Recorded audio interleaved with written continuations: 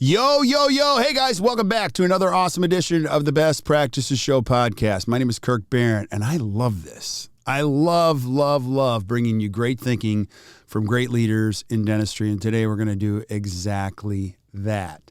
And if you listen carefully, you're going to create a better practice and a better life.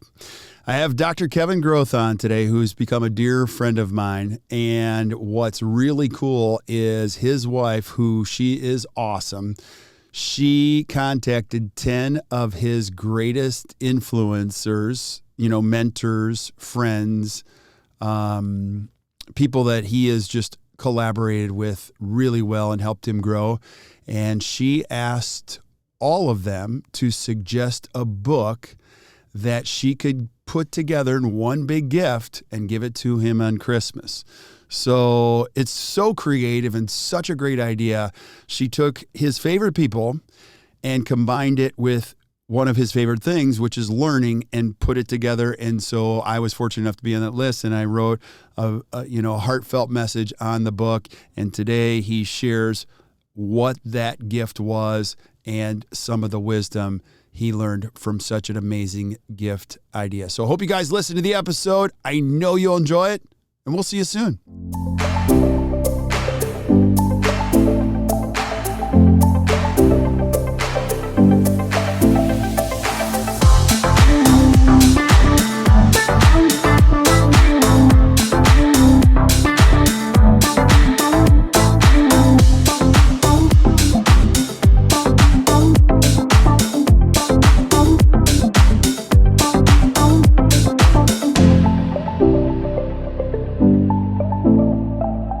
Now, you and I have not done this it's actually been more than a couple weeks where we've had you on the podcast, and tell our listeners a little bit of why you've had a few things going on in your household.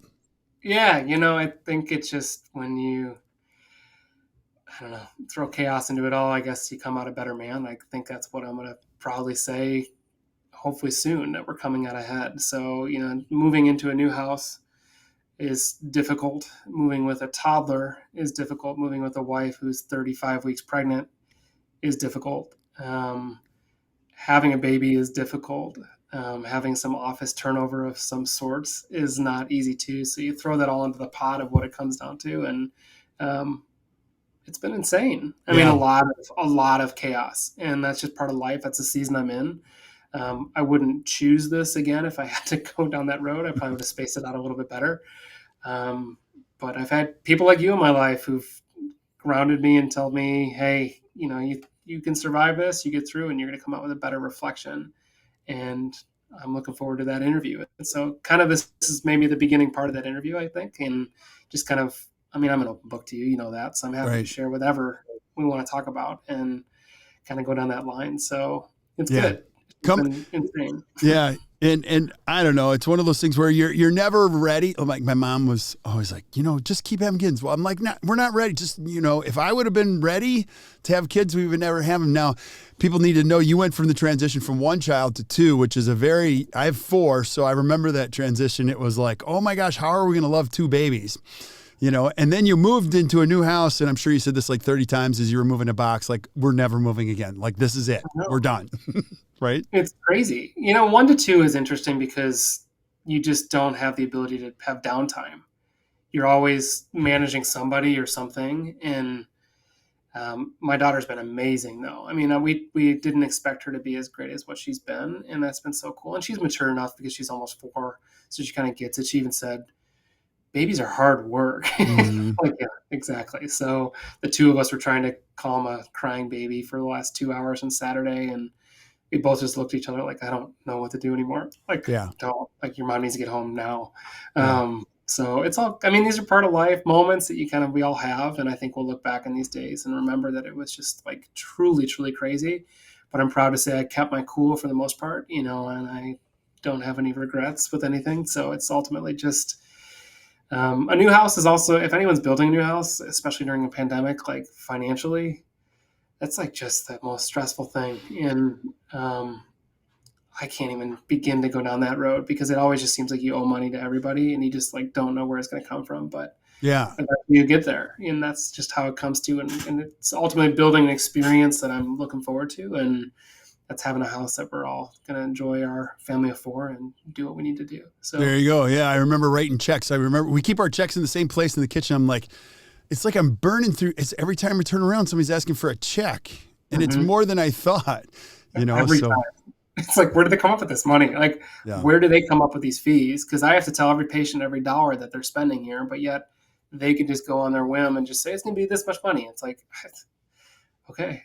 Yeah. And then I did the whole, well, we can take our old furniture and that'll just fit in this room and that'll be just, no, it doesn't, it just never works. And then you order furniture to fit it, but it's going to be 5 months delayed. Yeah.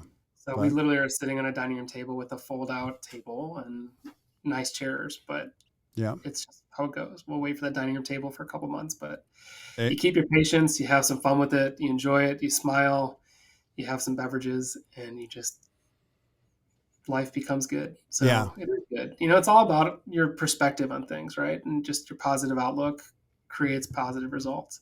Well, and I think that's the whole point is you're always going to get through it. You always feel like you're, like our good mutual friend, Zach always says, you feel like you're always at your max. You're always like, I don't know how it could be any more stressful or more chaotic. And then try having like 2 or 3 little kids. You'll see this when you have 3 little ones and they're all sick and your wife gets sick. You're like, could it get any worse right now? Type of a thing. Yeah, we're done at 2. I have a vasectomy appointment August 5th. So. Oh, you're revealing it on air here. Oh my gosh. Yes, I'm done. My wife's had some troubles and I'm just not going to risk that again. There you go. We're done with that. We'll stick at 2. So I don't know what 3 will be like, but I don't want to know either. There you go. Yeah.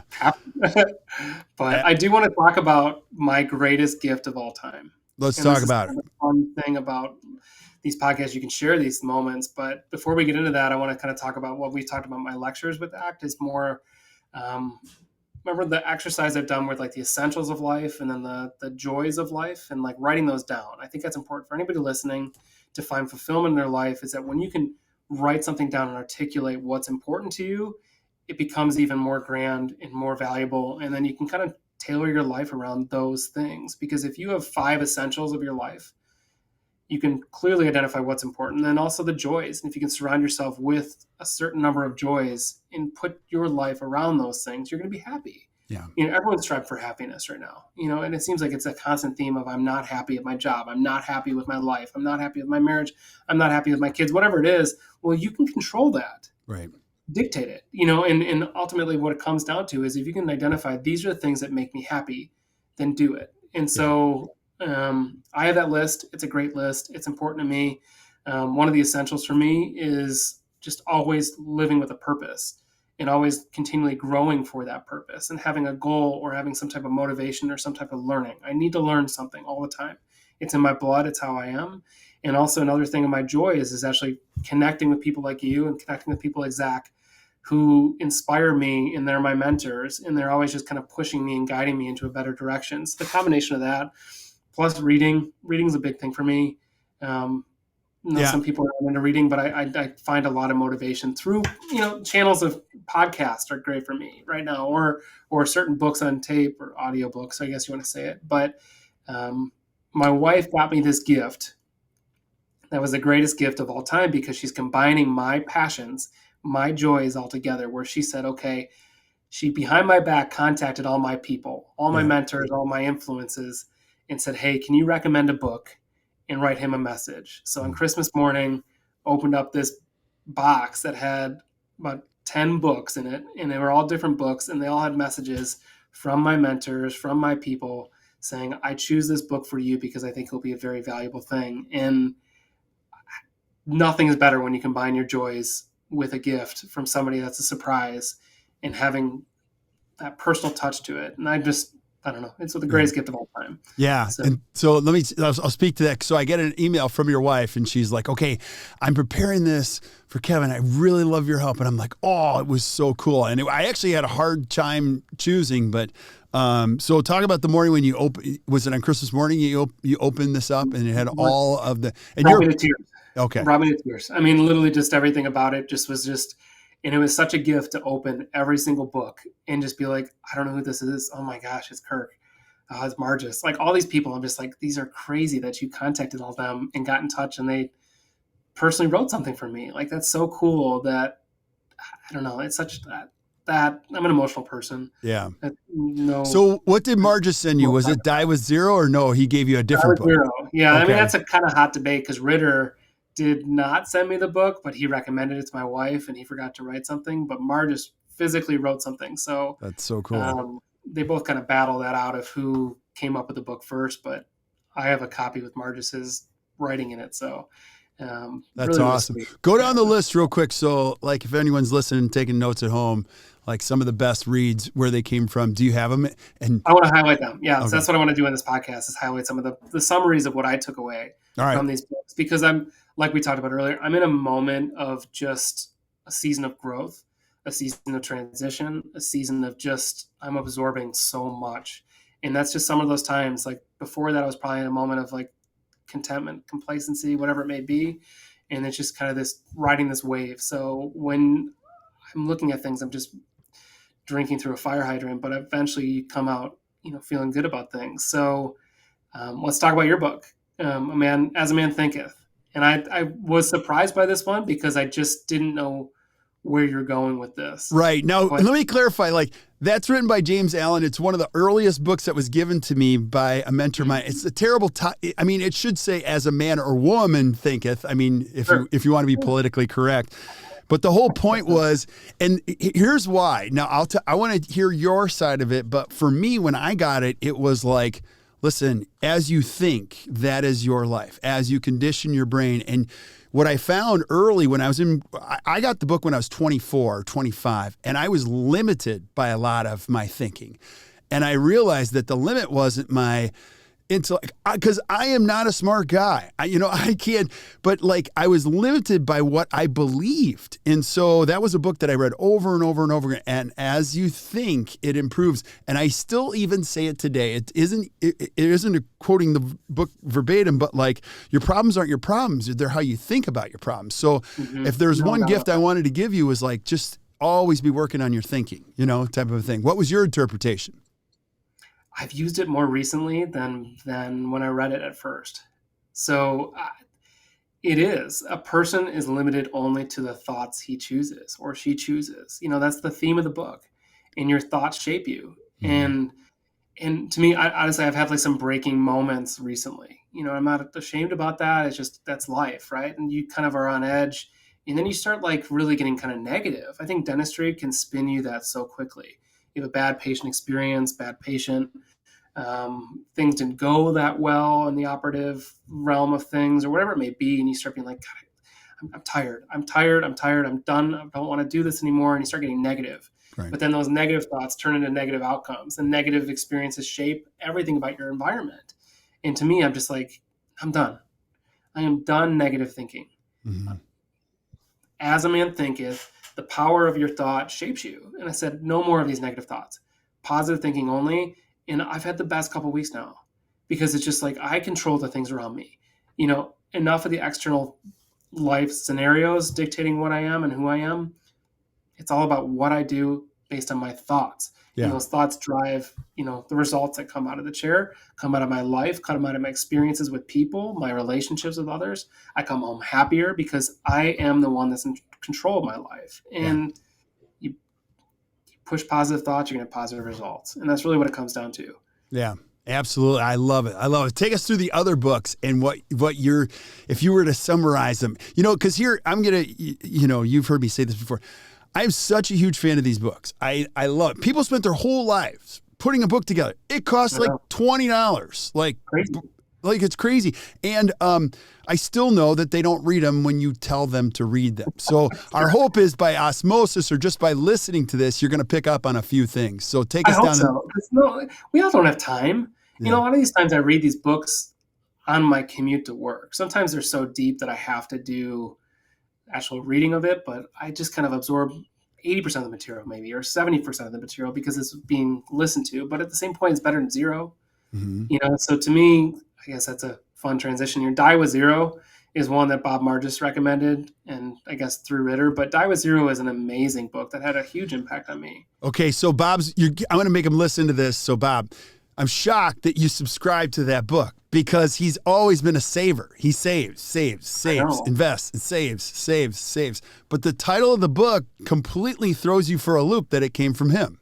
It's important to do, though. So I think it does wrap into his mental approach towards things. So for me, it's Die with Zero is the premise that your energy is calculated based on what you do for work, and then your work is monetized, and then that's kind of where you put your input in.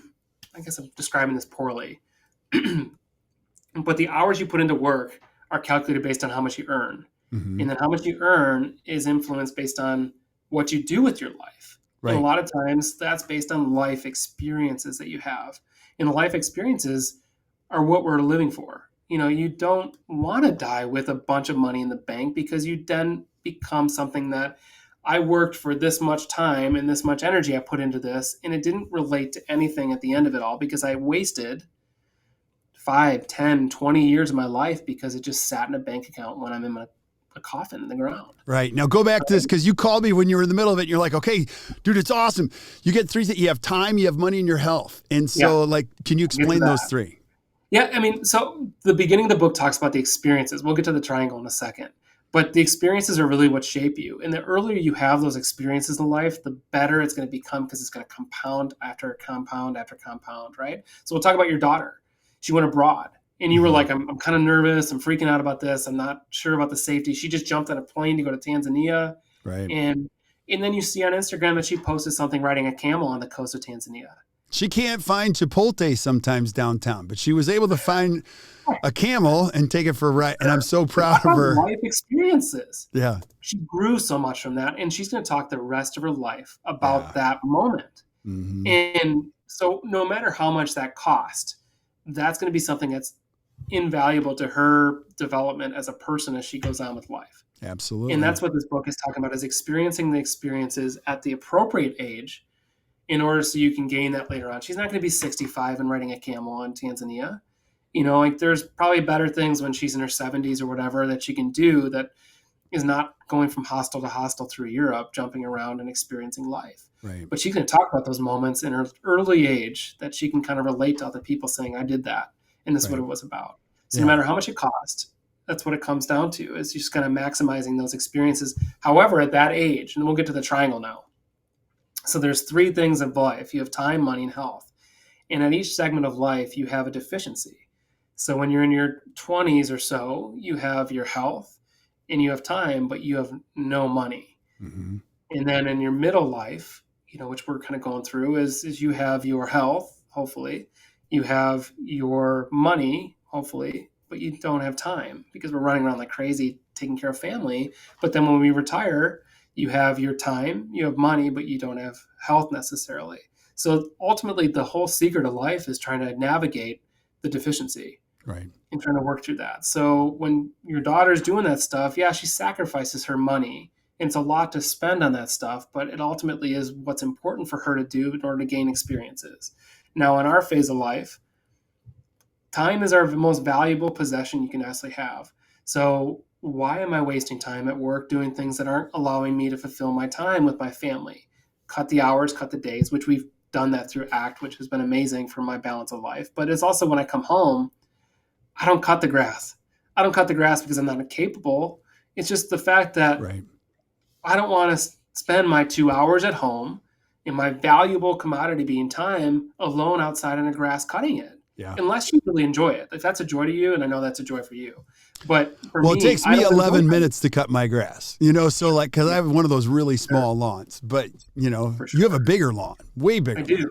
And it's going to take me 2 hours to cut it versus paying a guy $30 for him to do it in 15 minutes. And then it's time that I just can get back. It's the same thing with having a housekeeper, all these different things that you waste so much time on these chores. And we're at the point in our careers that my time is far more valuable than $25 an hour. Yeah. So I'm going to do whatever I need to do to cut my tasks down to the essentials so that I can enjoy my time with my family and do the things that bring me joy. Yeah, it's a phenomenal book. I highly recommend it. Now, the title of the book is not Live with Zero. Some people get it confused. They're like, Die with Zero. It's like, no, you need to find the balance and, like you said, manage ultimately, though, the other thing is that we got to take care of ourselves. Yeah. Because if you take care of yourselves at an early age, it's going to delay the health component later on in life. Right. He talks about how for every pound overweight, you put 4 pounds on your knees. And we all have different patients that have all had knee surgery after knee surgery after knee surgery because they've gone X number of years with that much extra poundage that's being literally destroying your knees to a point you need a replacement. So that's my motivation now, is just to get healthy so I don't have to have that. So it delays my health component later on in life. Yeah, and you and I talk about this a lot. Like, it's crazy as a dentist and a young dentist that you are. Like, I run in dental, I don't have time to exercise. I'm like, dude, you understand, like, this is a sport. Dentistry's not like a profession where you sit at a desk all day and type, you're moving. There's no doubt about that. Now, I guess the other caveat to Die with Zero, people are like, well, I want to pass this out to my kids. So I don't want to have zero because I want to have a legacy that I can pass on to my kids. This guy brings into, I forget the author. I should have brought down the authors' names, but this guy brings into a point that at what point is an inheritance that most best served? Would it be when you're 60, which is the most common age that you get an inheritance? I can't even say that. Inheritance is 60 to 65, but you're already kind of retired. You already have a nest egg. You already have some type of wealth that you've accumulated over time. Whereas the money probably could have been very well spent or well experienced in your 30s or in your 40s or whatever it may be. So, and you're living to be able to see your wealth being brought forth onto your children that they can actually enjoy, as opposed to being literally in the ground or cremated, whatever you want to do, and not be able to see the fruits of your labor come to fruition through your children. Right. So, or charities too. He talks about charities, the same premise, right? You want to see what your wealth has done and how it's carried forward. So, account for that. So the point is then at the end of your life, and you can kind of do those metrics and do those calculators of how long you're going to live, estimated wise, and account for saying, okay, maybe I do give 10 grand a year for my kids in their 30s. Yeah. And maybe that allows for things to be in a better position later on. Yeah, and I was never, my parents, we were a great upbringing, but my parents were, they were hardworking, very middle class, lower class. And so I never had the luxury of ever having an inheritance, nor will I. And I always thought that, like, that was a great advantage for me. I had to hustle. I remember asking my parents for money when they didn't have it, and so, like, it was. And so what's bigger than the money is the lesson. And so even as I look at my kids now, like, I totally agree. It's not the money. And if anyone's achieved wealth, they'll tell you it's not the money. You could take all that. It's who you've become in order to achieve the wealth that's more important than the money itself. And so good stuff. Keep going. I love this. Yeah, no, I think it's great. I guess the other last recommendation I would say with the book would be, he talks about looking at your life in 5-year increments, and then write down the things, like a bucket list of things that you would want to do in your life and what you would want to experience, and then start throwing the experiences into the 5-year buckets. It'd be best experienced. I don't even know what I want to do in life, but I guess I should be probably listen to my own advice. But when you write down an experience, say, when I'm in my 40s, I think it'd be really cool to do a trip out to Europe with my wife. Great. Do it. Write it down, or whatever it may be, throw that into that bucket. And then now you can kind of roadmap your experiences and do what you need to do in order to make it work. Because we just don't know how much time we have on this earth, and ultimately experience the things that you want to experience and not delay the inevitable. Because when you get to 60, 70, 80, there just aren't things that you can do, and you end up sitting around and waiting for your life to end, as opposed to experiences that you should have had earlier on and then reflecting back on those moments. Yeah. So, I love that. I'm going to leave my kids about a bajillion photos, not a bajillion dollars, but a bajillion photos. And so, because you often remember the photos more than you do the experiences themselves. And so that's, I love it. Good words of wisdom, man. The next book I like is one that you also read, is EOS Life. Yes. EOS Life. I have it in my backpack right now. It's excellent. So as soon as you told me about it, tell us what it's about. My high school best friend's dad is still a very prominent figure in my life, and he's a big traction person. So he's literally listed in the book Traction under the visionary portion there, Stu Wolf, and he's an amazing, amazing person. He's an implementer or coach through Traction now, and he recommended this book to me, and it's one of those things that's based on the Traction system and if EOS system, entrepreneurial operating system. And it's one of those things that I know you as Act Dental and the clients use a form of Traction. It's changed my life. Yeah. And that's it. So Gina Wickman, the author of this book, said when we looked at our top performing clients, we were looking to figure out where we sat in a marketing aspect of things. 100% of them listed that the EOS system wasn't the profitability of it. It wasn't the fact that the business became better. It was the fact that they have a better balance of life. Yeah. And they're living their best lives. Every single one of them listed that. And that's why it reminded me so much of you and ACT, because this is what you live. And the mantra that ACT teaches is that have a better practice, you can have a better life. Yeah. Have a better systemized approach towards things, you're going to have a better balance in living your ultimate best life. So as soon as I read that line, I'm like, I didn't even finish the book. I'm like, I'm mailing this to Kirk because I feel like it could really benefit. And it was fantastic. I've actually been through it several times. And what came out of it was Gino Wickman did a lecture. And he's done it several times since. And he wanted to find out like what was making these people successful, like you said. And so it was living with a purpose, doing what they love, with people they love. And as you can imagine, you go through the rest of them, you're like, it's pretty simple, but it's unbelievable how powerful it is when you live these simple principles, or at least make your life better through these principles. It's amazing. Yeah. Right. And like, so here's the 5 principles in this EOS Life book. And it's do what you love with the people that you love, making a huge difference, being appropriately compensated with time for other passions. Yeah. And those are the 5 pillars of what we all should abide by. Right. I mean, let's walk through it. Do what you love. Mm-hmm. Right. So you want to spend your days doing the things that you're great at and that you love and that give you energy and you're passionate about. Because so many times we just charge ahead doing things that we may be good at, but we don't like. And that's why he talks about like that elevate and delegate diagram. Yeah. So you have the 4 quadrants, right? So the upper left, you have, I'm great at it and I love doing it. Upper right, I'm good at it and I like doing it. And then bottom left is I'm good at it, I don't like doing it. And then the bottom right is I don't like doing it and I'm not good at it. So list everything that you do on a daily basis. This could be in your life personally, or it could be in your work life. And then put in those quadrants where they line up. And then the goal with that is just to elevate the things that you're great at doing and you love, and then just literally delegate the things that you don't like doing and you're not good at. Yeah. So I don't know. There's so many things. I don't like doing fillings on kids. Delegate it out. Absolutely. And the thing I like about it is he does it real practically. So as soon as you do this exercise, and I still have your diagram that you sent over, and I was like, I got to do it right away, is you don't have to do it all right away. He recommends one thing per quarter. So one thing per quarter, you're just going to hand it over and stop doing $25 an hour work. Now, there's nothing wrong with that, but like if you want to start doing what you love to do, you have to get your brain around like, I'm going to do those things that fit that one quadrant. And the more steps you take every quarter, it is crazy how powerful that becomes.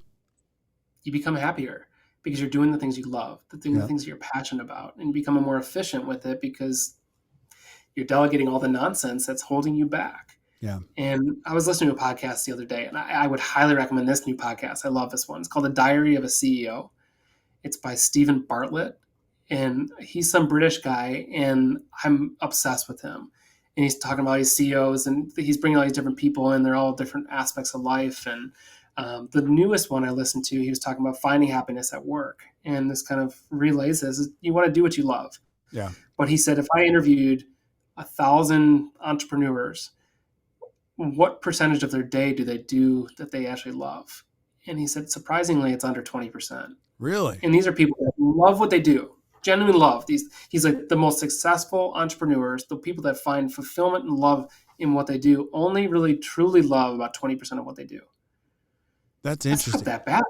Yeah. Yeah. So if I could find my day and I can list, okay, of my day, I highlight 20% of it, I'm doing well then. So why do we get caught up on the 80% that we really don't really like? Right. And if you can actually delegate out more than 80% and find 30%, 40%, you're actually doing substantially better Yeah. than the most successful entrepreneurs out there.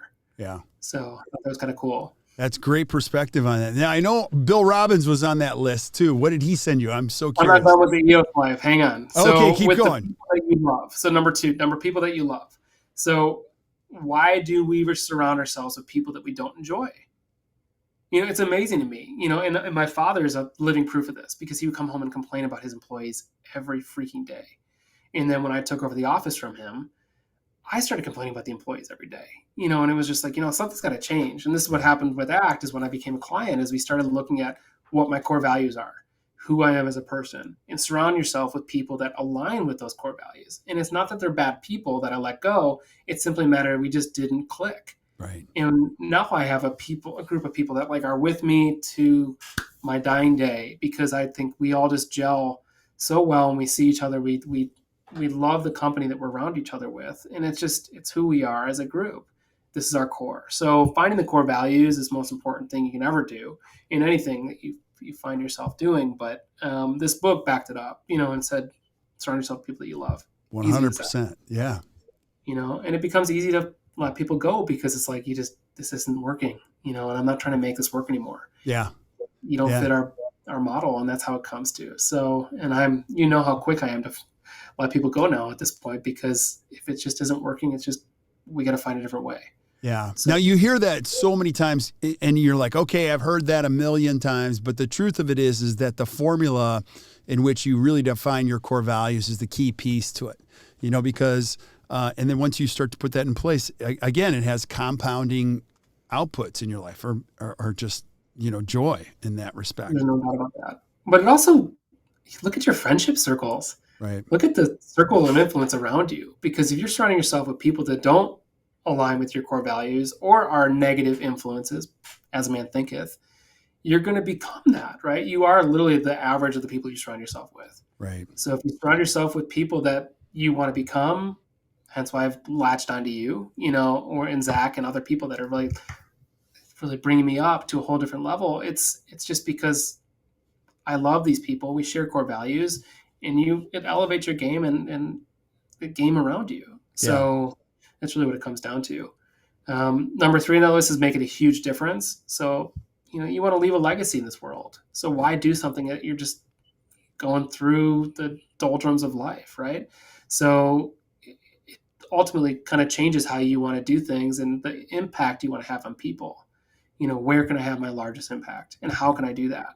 And that kind of sometimes changes your job description, or puts more meaning behind what you do, as opposed to just saying, I'm just going to go and drill and fill today. Yeah. Nobody wants to do that. That's not really impactful. But maybe it's, I want to have an impact on the health of my patients, or I want to have an impact on the team around me, so that they can have better, more fulfilling lives. And I want to help make a difference in them as individuals beyond you're my employee. Yeah. Yeah. And you and I have talked about this, because you might be listening going, okay, well, I get it, but legacy, what does that mean? Great dentistry, helping me. You get to define that. But mine right now, because you and I have chatted about this, is I just want to develop leaders that develop other leaders that develop other leaders. It just takes the pressure off of you having to do something incredibly magnificent. Now I get to be with people, and I see these young kids that I get a chance. I'm like, you're going to be a great leader in this industry. And they're like, I don't know what you're talking about. I'm like, you will someday, and whether it be a team member, whether it be another young person who's thinking about going to dental school, it might be a patient, it might be friends of your kids' friends, you just never know where that leads. But it's awesome when you can think about, I hope and pray to come back to this place when I'm in my 60s going, who's that? Wow, who's that one? That's a great kid. Wow, that's so leave a legacy, whatever you're doing. I mean, you took the words out of my mouth. That was my next point, is great leaders produce more leaders. That's really what it's about. And I don't know, that's why I love my intern program at my office. Here I have these young kids that are graduating from college before they go off to dental school, and I can have them for a year, and I can shape the way they think, so that when they go into dental school, they're going to thrive. And then beyond that, they can have a whole different set of expectations of what dentistry can become in their life. And they can take some of my influence and make it their own, Right. and that's really what leadership is expressing wisdom and experiences that then they can package in their own way and do their thing. Um, it's really reflected. I mean, making a huge difference. That tagline to me really, even think about it now, it's like I literally am just trying to experience things right now in dentistry so that then I can share it to other people on how to do Yeah. it. It's awesome. I went through this. I did this. This is what I learned from that moment. And it can inspire other people, or it can relate in a sense of like, been there, done that type of moment too, because that's also good to hear. Nobody wants to hear that everything is great and Yeah. everything is just always sunshine, because it's not. And if you can be relatable and experience some of the struggles is a big deal for me. So 100%. I don't Yeah. know. I mean, another tangent of this book that I really liked was, he said, out of a decade long span, you have 2 great years, you have 6 really good years, and you have 2 really bad years. And I've been fortunate the fact that I had 3 really Right. great years in a decade, but then that was followed up with like a year and a half, 2 years of really freaking hard times.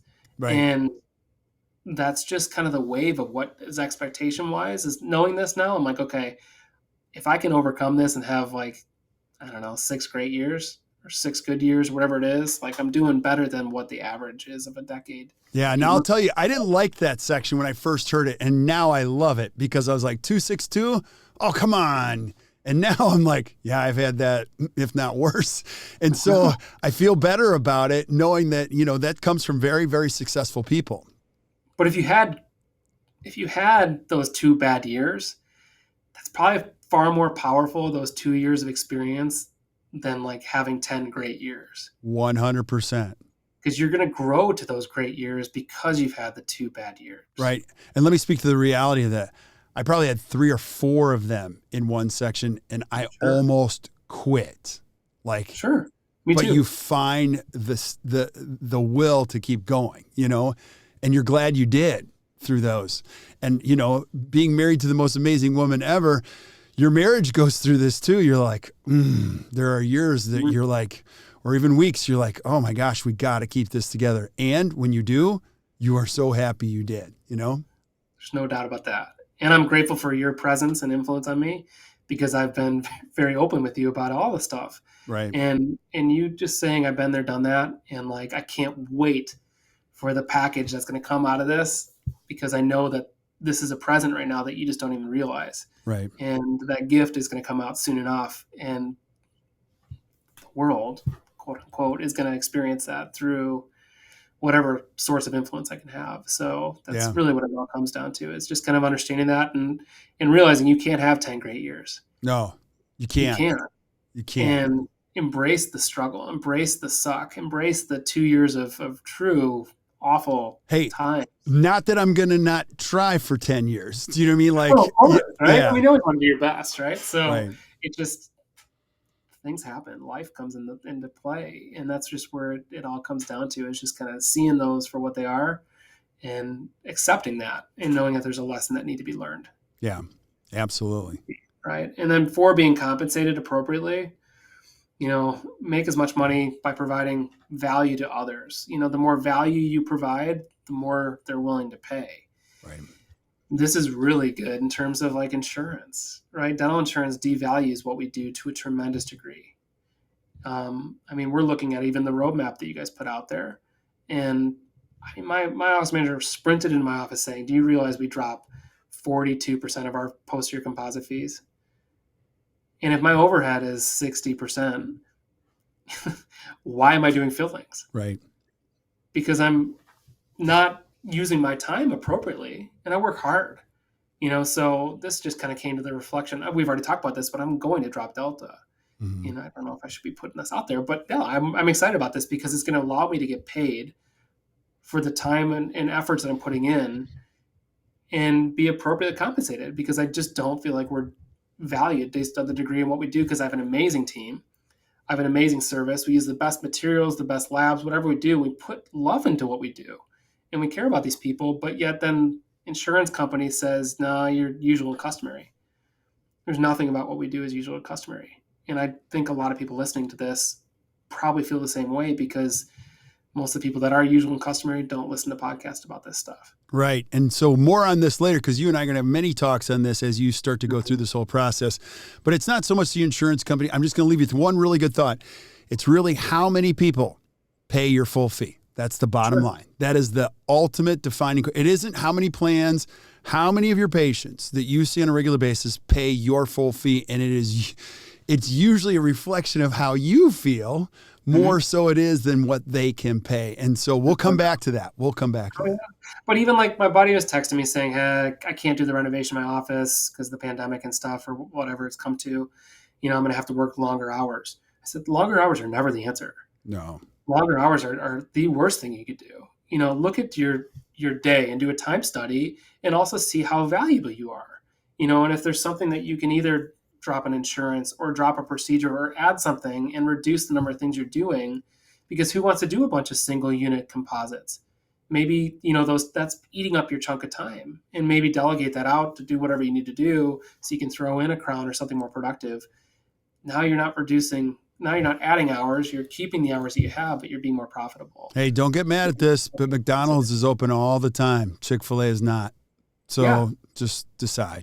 There's no doubt about that. I mean, that's a great analogy, and I love that you use that, because it's true, right? Because people see the value there, and their lines are open are throughout the. You walk by Chick-fil-A and the lines are always it's ridiculous, busy, no matter what time of day. People value it, And the last thing is have the time for other passions. So we work hard, but we should not be working to the bone, because if you work to the bone, now you don't have the energy to do the things that you love to do. This is a big one, because it's easy to digest the first couple. Tell everybody why this is a big one. I mean, your energy is everything, right? So if you're working to the bone, you're going to go home and you're going to be a drag to your wife. You're going to be dragged to your kids. You're not going to be able to do the things that you love to do. And then when you don't love the things that you do on your life on the outside, then you come back to work and you're going to be an energy sucker there too. And it's just this endless cycle of whatever happens there. I mean, this comes back again to me and my experience of working 220 days one year. That sucked. I took up my uncle's practice, my dad's practice, and I just had to see all these patients. And Coach Christina, God bless her, saying, we're going to cut you down to 180 days. And that's the max you're going to work. You want me to cut 50 days a year? That's crazy. That's one day a week. Yeah, do it. It didn't die. Your practice didn't die. No, I thrived. Why? That makes no sense. Because I have more energy. I have more time. I have more rest. And then when you can rest, you have more sense of kind of just, right. I don't know, you do more. You treatment plan more. When I'm run down, there's no way I'm treatment planning anything. But when I actually have the time to sit back and have a little bit more energy and more composure, I enjoy what I do. I have more time. I have more fulfillment of what I do on a life basis, practice basis. Everything gets better. Yeah. So you need to have those time to do what you love to do, because it re-energizes you. Nobody should work more than that. A 4-day work week is the max we should ever do. And you just keep trying to turn that knob to drop more and more days a year, and figure out what works for you. I mean, shoot, Gino Wickman takes a month off every year. I love that. Yeah. I love that sabbatical idea. I took a month off from my child's birth. That was really cool. I loved it. Now, obviously for different circumstances, but it's kind of cool when you can leave and the place doesn't burn down. And when you come back, you actually become a whole different person. And I did.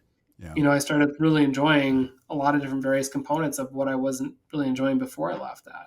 Yeah. So you kind of just have a different perspective when you do take the time away, because it's a clarity break. Yeah. It's so great. And so Clayton Davis, if you're listening, he's a great mentor of mine early on at the Pankey Institute. I was taking these 1-week vacations. He's like, those are good. Those are good. I'm going to challenge you.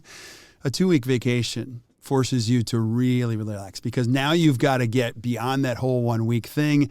And he said, you totally give yourself permission to do very cool stuff. And you know what? He was right. And so that's a challenge. And so I love it. And then, you don't have to, it isn't always about vacations. It's if you love golfing, you love fishing. Heck, I just love baseball. Like, that's one of my favorite passions. Just have time for that, It's all good. What's the point, right? I mean, and I guess he writes, the last thing I'll talk about is the 10 disciplines of successful people.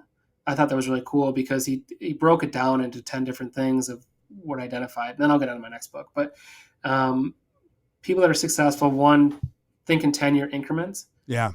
Which is really cool to see, like, where would I be when I'm 45? Love it. What does that look like, right? That really shaped me in terms of a visionary of what I want to become. Take time off, number 2. Know thyself. I mean, knowing your who is everything, which we talked about several times on this. Be still. Through the stillness, you really kind of have a good sense of clarity. Know your 100%, because again, if you're just overdoing it, and I would even challenge, know your 80% and stick to 80%. Yeah, he talks about work being a container, the container of work, which I love that. That's great. Say no and say it often. Mm-hmm. So I've learned that so much. I used to be a yes to every single thing, and now I say no to everything.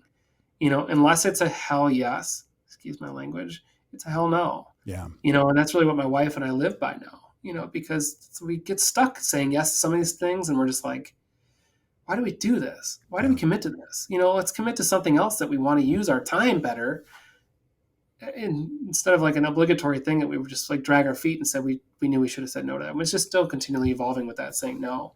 Don't do $25 an hour work. Delegate your time out. They prepare every night, for the next day, which I can be better at. That's something I need to be better with, an understanding of, this is what we need to do to become successful next day. Put everything in one place, because so many times you have fragmented everything. I think that's important to have one document to write your thoughts down or write your emotions down or whatever it is, and then just be humble. Yeah. Because the soonest you get a little ahead of yourself, the world's going to come back at you with a whole different vengeance. Absolutely. I know that from my personal experience, like that's really, you get a little too high, and then the next day comes and everything falls apart. And that's really what it comes down to. So that was a great book. Love that book.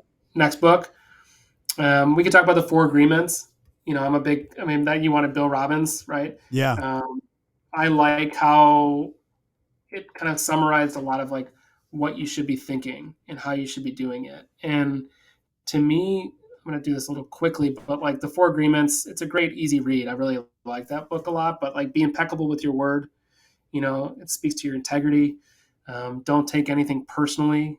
That just life kind of happens. Don't make assumptions, and ultimately like always do your best. Right. Now, the always do your best thing was important for me when I went to my sister's wedding, because at that point in time, I was a very fragile position of life. And for a multitude of factors, but also I was like sicker than all can be, because your physical health is manifested from your emotional being, right? So my emotional being wasn't all that great. And then when I went to this wedding, I had bronchitis like crazy. Bronchitis, if you look at symptoms, it's the same thing as COVID. I swear I didn't have COVID. I took like 7 tests, but walking around, I felt like a zombie. And I felt like I was letting everyone down because I wasn't my best person for my sister and for this wedding. And ultimately, I read that book right around that time, and I was like, always do your best.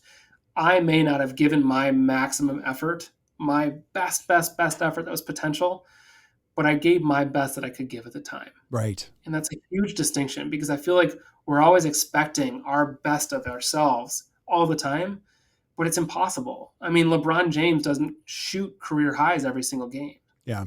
Right. I mean, but he's okay with missing some things.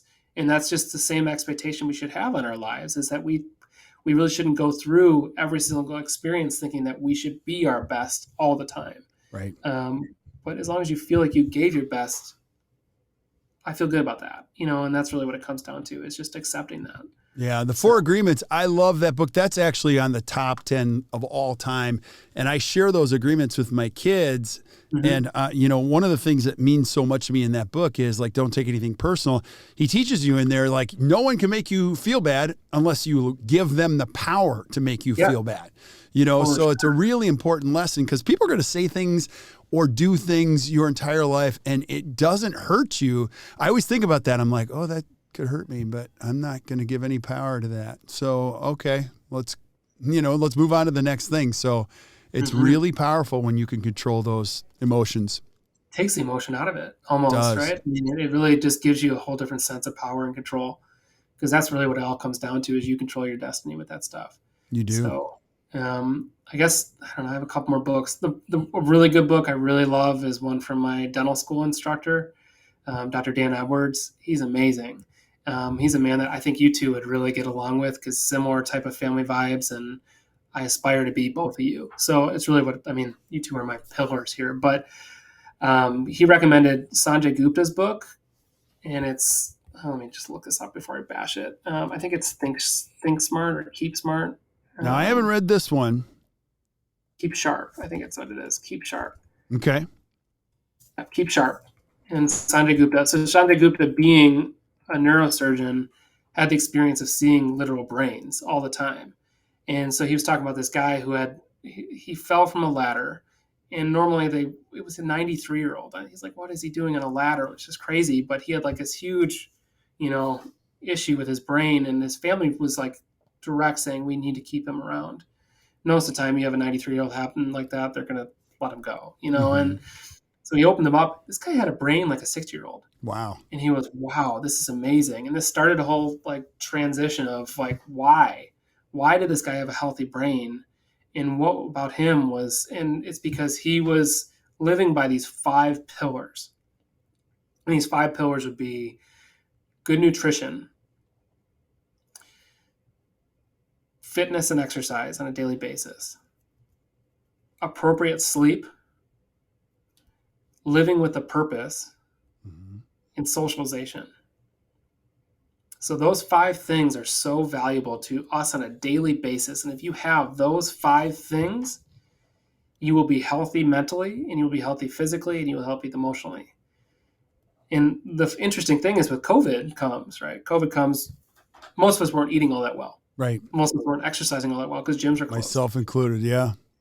Most of us weren't sleeping all that well because we're incredibly stressed. And when you're stressed, you just can't get your mind to relax and your body to relax. If you can't live with a purpose because you're just stuck at home, and you're not socializing because you're literally not interacting with people, no wonder our brains went to mush. Right. And people were living with high anxiety, high stress, high everything. No way you're able to function on that capacity in the highest level. Yeah. Right. But if you can change those things, and you can start eating better, working out, sleeping better, all these different things that we're supposed to do, but it's a dial system that we talk about all the time. Just little tweaks can have a magnitude effect. Totally agree. I don't know. I think it's so cool, and socialization's not, even like an introvert may cringe at that, but it's not necessarily having an abundance of people that you're socializing with. It's just having meaningful relationships in your life. Yeah. And harboring those. And I think it's an important component too, but. Absolutely. Completely agree. Yeah. I love that. Yeah. And then I'm going to put the list that you had in here. Yeah. I'll send it to you. Any other notables that you had as far as the gift? I like Zach's one. It was Bob Iger, his Disney experience. And I thought it was kind of cool to listen to how he climbed the corporate ladder. It's such a foreign world for me. I don't understand it. He's traveling over to China and Europe and all these different places. And, but ultimately he was a visionary, and he stuck to his guns. He understood what was needed because he listened to people around him. He surrounded himself with this amazing team, and what came from it was truly remarkable things that he did. Him with Disney Pixar, setting up with a relationship with Steve Jobs and getting that under the same, umbrella, or Marvel, and bringing in the Marvel comics and having a superhero Star Wars, and how his negotiation terms with different people and understanding what was important to these people. Yeah. And identifying those things and then delivering with it is the most important component. So being the visionary, but then also making it happen is a thing that I think is really important. So, because you can't be everything to everyone, but you can be impactful to those things that you select that are important. I think that's important as well. So I like that a lot. I haven't gotten around to some of them. Darren gave me one. Mark gave me one. Unfortunately, I have a baby, and now I fall asleep any minute I can. Right? So it's just a lot harder to read books now. Hey, I think it's really cool. It's very cool. It's a great gift to give anybody. You are what you read, garbage in, garbage out. But that's why putting good things in here, it's just great. And the collective experiences. And if you're listening, I'm going to highly encourage you to read all of those books that Kevin recommended. And we're going to circle back on a lot more other lessons here. But Kevin, any last thoughts you have on these? I just hope this was a good one for people. I don't know. I mean, I never know the response for people, but if you like this, like reach out. I would love to hear from you. KevinGroth@gmail.com would be a great contact for me, or Instagram, Dr. Kevin Groth, Groth. I wish there was a W in my name so badly, but it was just, no, I love doing these things. I think it's important to recognize that there's a lot that we can share, and a lot of experiences, the good and the bad, that we can share from each other. And if you're going through rough times, you're not alone. Yeah. If you're going through positive times, you're not alone, but there's that ebb and flow of life, and we lean on each other. And I think these are great resources for people to kind of get inspiration from. And who I am is based on every single one of these influences that come on my way. That's why I don't believe in the idea of an ego, because I'm nothing without the people that have influenced me and the things around me that have influenced me. Yeah. Who I am is not some natural gift. We all have natural gifts within, but it's what is promoted onto you that really elevates you to a whole different level. And that's what we're about. So if I can help anybody, if I could do anything for anybody, I mean, I'm all ears. I'm all able to offer advice or counsel or whatever I can, because that's what we are as a community. Well, brother, you're doing it, and you're making a big difference in this world. And so I appreciate your friendship. I have no doubt. I already know this. You're becoming an incredible leader in this great profession. So we're going to do this many, many times. So thank you for being on. I really appreciate it. I love this stuff. I really do. It means a lot to me. We're CE junkies. We love this stuff. We love learning, love giving, and so stick around. We say goodbye to everybody else. But thank you guys for listening to the Best Practice Show. Hey, if you enjoyed today, which I know you did, do us a favor. Just hit the share button, share with your friends. I'm going to have our writers put all of those books listed down below. So if you weren't taking notes, don't worry. We took them for you. You can flip up to the notes. You can click right to them. Make sure you reach out to Kevin too. So if you feel like, gosh, I'm just going through this stretch and it's only me and I don't know how I'm going to get out of this, or feel a little bit down, don't stay there. You got a lot of people around you willing to help you in this great profession, and that's what's so cool about it. So keep sending us things that you guys want to see, and until we see you guys next time, keep watching or keep listening to the Best Practices Show. You guys enjoy your day.